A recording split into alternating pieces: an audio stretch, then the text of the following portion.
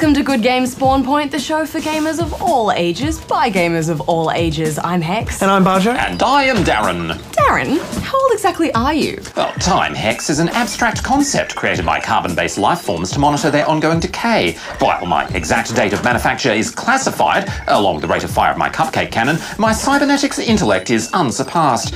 I can defeat any human at any game, and I have a golf handicap of scratch. Sounds to me like someone is a bit sensitive about their age. Darren, I didn't even know you played golf. Affirmative. I won the Masters at St. Thargoids on Beetlejuice just last week. Oh,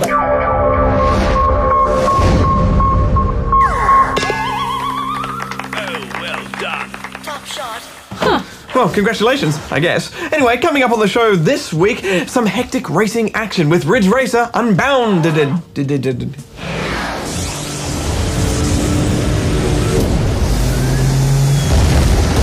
But first, we've been playing Splatters, so should we talk about that? Yes.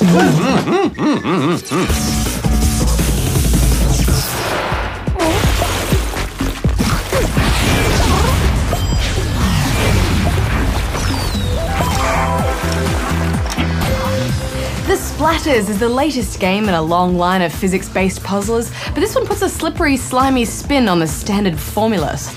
Combining the gravitational strategy of games like Angry Birds with the spectacular gelatinous chaos or something like World of Goo, The Splatters is a brief but pleasant puzzler that's all about spontaneous, splendid splatters rather than singular solutions. I think you just splattered everywhere when you said that. Sorry about that. I'm going to need an umbrella for this review. Thought you were waterproof, Darren. It's the principle. You take control of the Splatters, a bunch of colourfully cute but kind of gross snot creatures that just love to be flung around. Their ultimate goal in life is to be hurled into walls, burst into goop, and cover as many of the corresponding coloured bombs that are scattered throughout each of the levels as they can. The stages themselves are covered with obstacles that you need to avoid, or use to make the most out of your limited splatters. These include spikes that you can use to explode with, or curved surfaces that you can use to send your splatter slingshotting around each level. Each stage has 3 rounds, which become progressively harder, with more bombs to explode in tougher positions for you to reach. Once you complete these rounds, you're given a star ranking out of 3 and can upload your score or send your replay to an online theatre mode called Splatter TV. To get a high score, you'll need to perform stunts. You can chain these together to increase your combos as you explode bombs, or grab tempting piles of gold. Aside from just flinging your fluidic friends around, these stunts act as your special moves list. There are the basics, like the airstrike, which will slow down time and allows you to readjust your aim, or more complex ones, such as the mind-bending rewind feature, that can be very handy, once you work out what's actually going on. Yeah, this took me a while to get my head around too. By pulling the left trigger, you'll reverse time and send your splatter flying in reverse. Meanwhile, the physics of the game continue to keep moving. So you keep going, but time goes backwards, and the splatter goes... It alters the flow of time while leaving the total inertia of any viscous fluids unaltered, unless combined with any solid objects affected by the original time variation. It's pretty simple, really. Well, that's what I said. But once you get the hang of it, it comes in very handy. Especially once you unlock the master shot and combo stages, which make up the majority of the levels in the game. In these stages, you'll be asked to pull off specific stunts or chain particular combos together in order to earn a passing grade, and they're much more challenging than the standard levels. I really found adding these objectives added an extra layer of strategy rather than just flinging your splatters around randomly, although I did really like watching them all explode into goo at once. Yeah, it is fun making a mess, although sometimes you'd pass a stage just randomly by luck, and that didn't feel very good. And if I ever did get stuck, it felt like it was the game's fault and not mine. Hex, I'm pretty calm when it comes to games like this, and I don't get frustrated, but time and time again I'd line up these perfect shots and there'd always be one bomb that I just couldn't reach. Yeah, I know what you mean. I found it really hard to time exactly when I wanted my splatters to burst, especially if I was trying to slide them around a curved edge. All it takes is a slight bump into the scenery and all that hard work explodes into failure. Luckily, each round resets rather quickly, so it really is just a case of persistence before discovering the solution. If you think about a game like Portal 2 or Braid, they have a clear, defined solution, and there's a real satisfaction in working that out. I think there's too much random here, so you don't get that same sense of satisfaction. Yeah, but to be fair, you do have the option to watch the solution to a round after a few fails. It's just, unfortunately, this takes out some of the challenge, so the game will be over rather quickly. So what's your final score, Hex? Well, to be honest, I don't think I'll be coming back to this one. It's 5 out of 10 from me. Yeah, there's not enough clean strategy for me. I'm giving it 6. Well, I'm off to read the news. Oh, have fun. Hex here with all the gaming news from around the globe. The 9-year-old son of a Californian car parts reseller has become a mini celebrity after building his own games arcade out of cardboard boxes. Kane Monroy set up his own homemade arcade in the front of his father's store, quickly attracting the attention of filmmaker Niven Mullick, who was so impressed he made a short documentary that has propelled Kane into internet fame. A college fund set up in Kane's name has so far raised over $150,000 to pay for his future university fees. A keen game-loving cyclist has made the entire city of Baltimore his canvas. After carefully plotting out his course on a map, Wally GPX then cycles the route and records all of the GPS data of his ride, the end result being amazing geoglyphic imagery that can look like a wireframe drawing of a level in Donkey Kong or even Angry Birds. A 10-year-old schoolboy, Dylan Viale, has created a video game for his blind grandmother, Sherry. Using a free game-making application, Dylan designed Quacky's Quest, a maze exploration game in which you control Quacky the duck to collect diamonds. The game can be played by a blind person because the sound effects indicate when the players are hitting a wall or going backwards by mistake. The game won first place at Dylan's school science fair and has become a hit with his friends, and of course, his grandmother.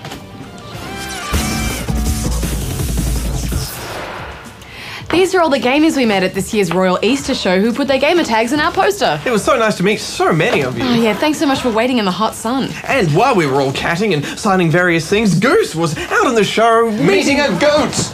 Really? Affirmative. I like goats.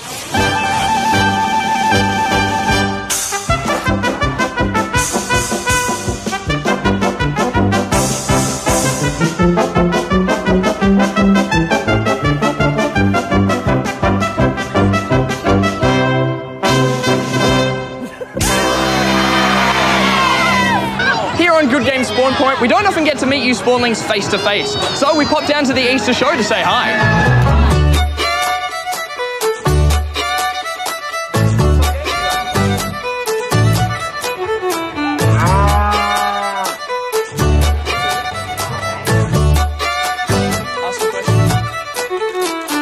So, are you having fun here at the Easter show? Yes, I got a lot of show bags. So guys, what do you think of the Easter show so far? It's awesome. Terrific. I love the Easter show. We just came in on the train and, well, I'm loving the animals and everything. So have you seen any of the animals so far? Yes, lots of cows. There was a very sleepy chicken over there. A big part of the Easter show is meeting all the animals, so I thought I'd find out which animals make the best gamer.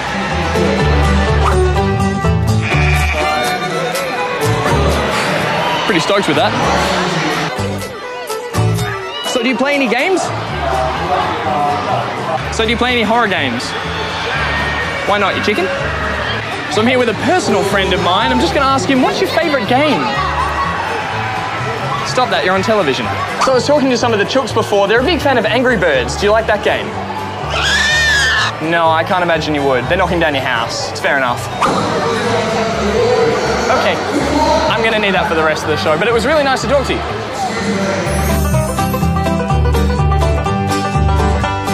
Now, are you guys gamers? Yes. Awesome. What are you playing at the moment? I'm playing Skylanders right now. Pokemon Platinum. So I have an old gaming station that was once my mum and dad's, a Nintendo 64. I love the Nintendo 64. What games have you got?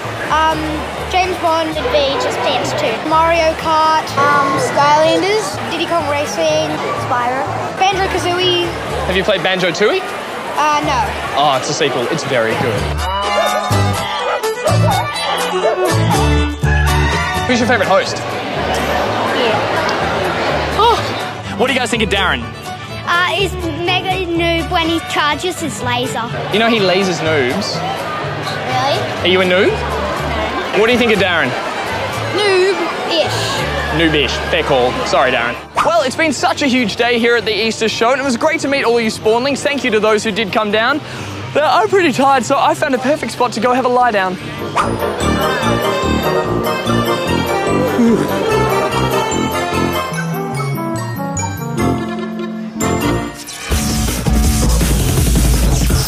Hey, Hex, check out my new haircut.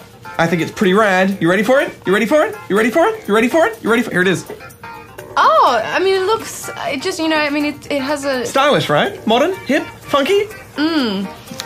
Well, we should just get onto these questions we've got, because we've got a ton of them from the spawnings we met at the Easter show. So, don't really need that.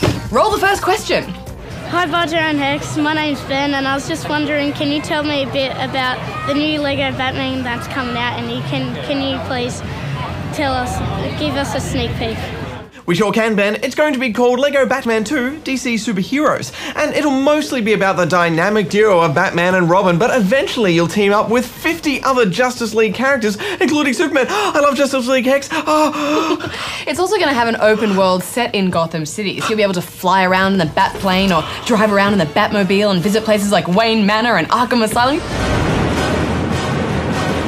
I've always wanted that. It's going to be the first Lego game as well to feature actual dialogue. Where does he get these unbreakable toys? I'm so excited! I can't even speak properly! I want it now! I know, Barjo, but you'll just have to wait like everyone else until it comes out. There's no exact release date, but we think it's going to be out around the middle of this year. I'm calm. But that's like... a million days away. Can't you make it come out faster? We've been through this, Barjo. I can't make games come out any faster. And anyway, it's only around 2 months away, so before you know it, it'll be here. But let's move on now to this question. 2 months! It's ages! My name is Zachary, and can you please give me some tips on how to play Star Wars on Connect? Sure, we can give you a few tips, Zachary. We found a good tactic for those tough enemies that block your attacks is to just jump and get behind them. Then you can usually take them down in a couple of quick swings. Also, if you're getting shot at, make sure you do the wavy motion to deflect the lasers, and also try not to flail around like a crazy person since the Kinect can have trouble keeping track of you.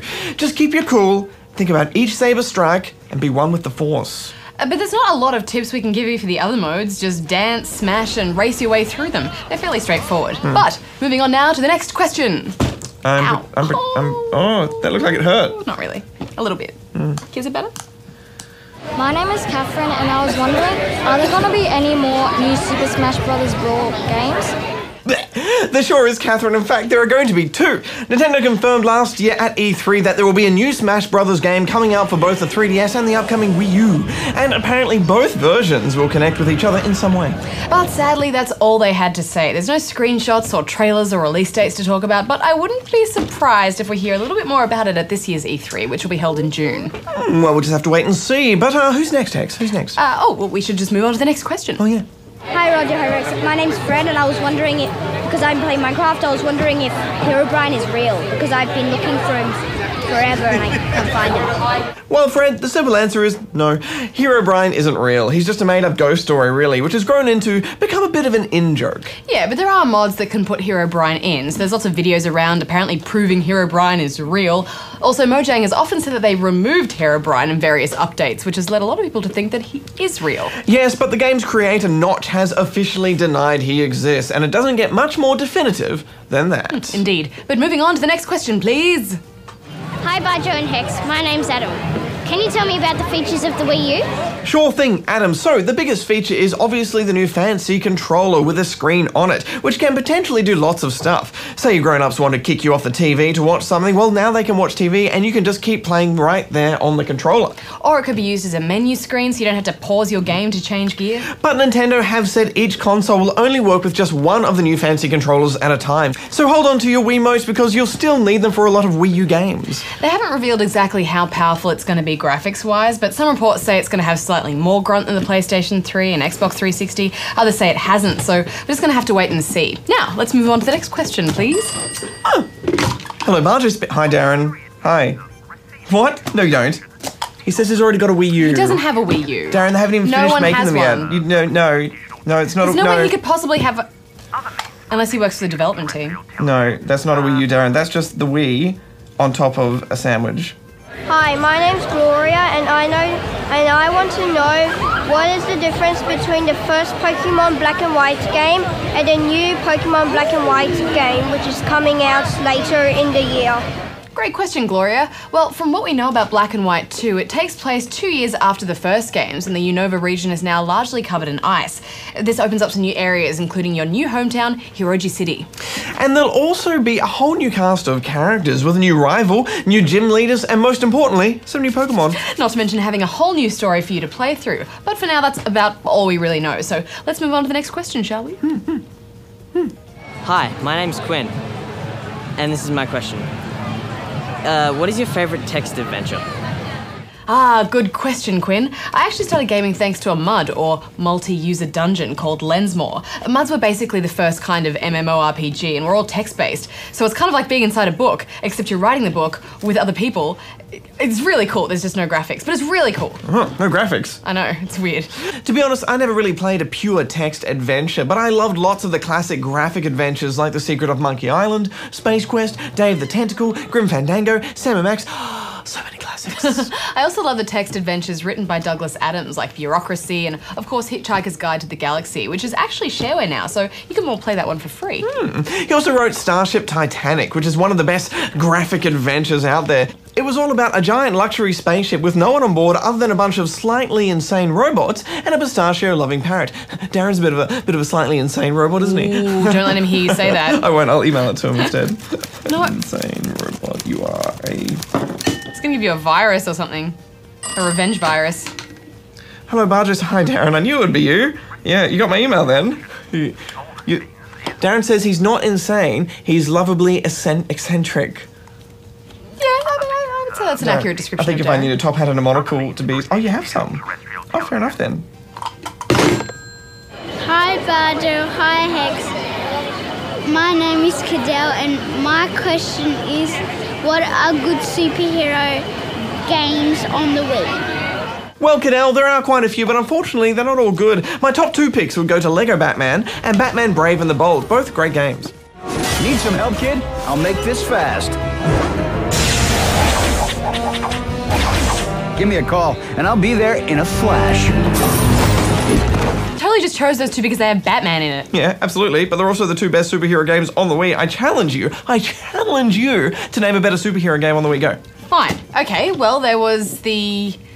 We're all waiting. There were the Iron Man games, which were pretty rubbish, and the Green Lantern, Rise of the Manhunters, which is also pretty rubbish. Well, Thor God of Thunder wasn't too bad, and the DS version was surprisingly good-ish. Yes, you can't think of any. Okay. You watching? Yeah. I gotta go. So you didn't think of it? I was just talking to Darren. He says hi. You Alright, couldn't think of anything fine. I'll give you that one. Let's just move on to the next question. Hi, my name's Austin. Are there any games that you can crush your enemies and leave a path of destruction behind you? Well, the most recent one is probably the Rancor mode in Connect Star Wars. All you do is crush things and destroy buildings and that. There's also the Rampage games where you play as a giant monster like King Kong and have to smash up everything you can. There's quite a few games in this series now, but I think the original arcade version is probably the best. Oh, so much fun. Blast Corps on the Nintendo 64 was great too. You don't really crush any enemies, but you have to destroy buildings to create a path for a runaway truck loaded with a nuke. And I guess you could crush your enemies and leave a path of destruction in Rock of Ages. Quite like that game. Well, a big thank you to everybody who asked a question at the Easter show. And next week we're going to get back to the inbox. So please start sending emails. And a special thank you to the person at the Easter show who gave me this awesome chocolate Easter egg. It's now a bit squashed and melted, but I'm going to eat it. Did you leave it in your pants? Because it was delicious, and I just want to say thank you so much. Oh, it's got caramel in it. I wasn't expecting that.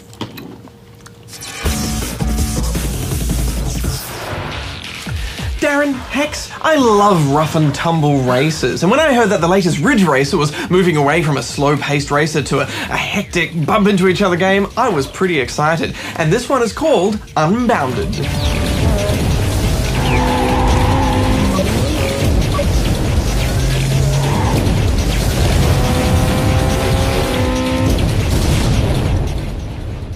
The original Ridge Racer was instrumental in popularising the drift mechanic in racing games. For the spawnlings who don't know, drifting is where you get your car to power slide around corners by braking and turning at the same time, or in this game by pressing the drift button. A good drift will see you taking a corner more quickly than just slowing down and turning, but managing a good drift can be tricky. And it is really tricky to drift in this game, isn't it? I mean, I tried and tried, I just couldn't get those corners perfectly, and I think this is a really hard game because of that. Yeah, me too, Hex. I tried every drifting skill I knew. Tapping the drift button as you turn, holding it down, tapping it repeatedly, and just nothing. I didn't make many corners at all. I like how the drift has a risk-reward thing associated with it. So going for a drift is risky, but you get to fill up your power meter if you pull it off. Still, if you don't, then you could get back in last position because you just crash into a wall or spin out. I think part of the reason of why it's so hard is because most of the career maps have really tight corners. So you don't get much time to train or really learn how to manage your drift. Yeah, it would have been nice to have a tutorial in there somewhere to teach newcomers. Or oldcomers. You know, when you come first, second, or third in a race, you should be like, yeah, and punch the air, yeah, I did it. But with this game, I was more like, finally. It's just so hard to get to those positions, and I did find myself rage quitting on more than one occasion. Unbounded does do many things well, and this might be enough for spawnlings to persist with it. For example, there are lots of cars on screen at once, and the world is full of destructible objects. See a pillar of cement? No worries. See a concrete fence? Not a problem.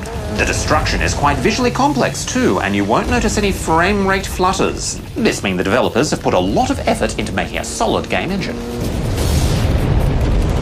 And it's a really good looking game too, isn't it, Darren? Even though the locations don't seem to vary that much. Another great mechanic is the power meter, which fills up as you drift or tailgate another car. When it's completely full, you can activate a fast power dash, which can be used to spectacularly break open shortcuts, explode through gas tanks which can take out other cars, or you can use it to ram other players out of the race. And you'll need to do all of these things if you want to have a hope to get to that coveted first position. The game also lets you build your own tracks. It's a fairly simple map building mode, but that's not a bad thing. You can build your own track full of ramps and even loop-de-loops within minutes. Although I did find the AI drivers didn't respond too well to my multiple ramp obstacle course.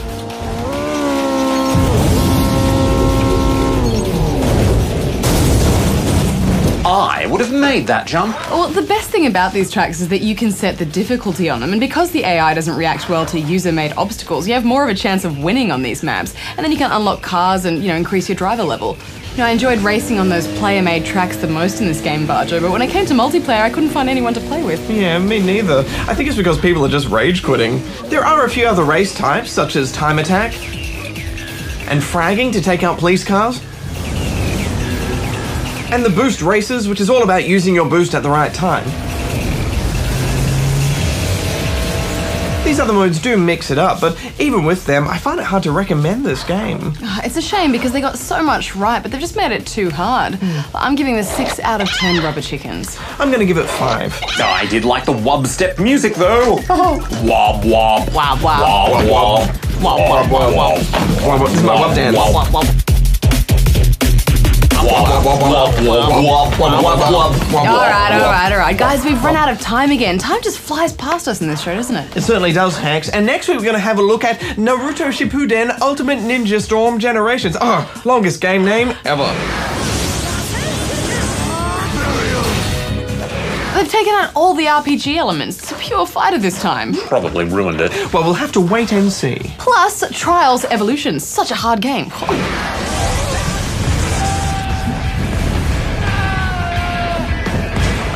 Thanks for watching, Spawnlings. Until next week, Barjo out. Hex out. Darren out. Now, Darren, you seem a bit down in the dumps. Is it because we made fun of your age? Negative. Oh, does somebody need a hug? Negative. Affirmative. Oh, that's enough.